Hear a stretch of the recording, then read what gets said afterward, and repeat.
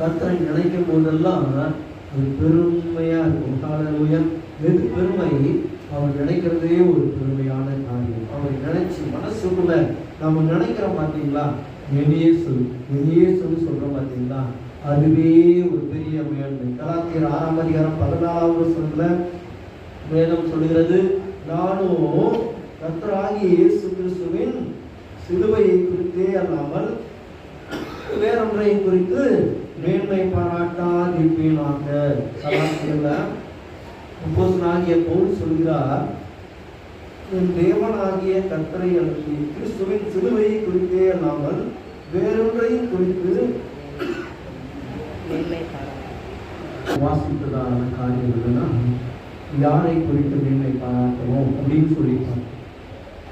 இப்ப நம்ம பார்க்கிற காரியம்னா, யாரை குறித்து மேன்மை பாராட்டக்கூடாது அப்படின்னு சொல்லி வேதத்திலே நம்ம வாசிக்கிறோம். சங்கீதம் 20ஆம் அதிகாரம் 7ஆம் வசனத்துல வாசித்ததான பகுதியில சில ரதங்களை குறித்தும் சில குதிரைகளை குறித்தும் மேன்மை பாராட்டுகிறார்கள்.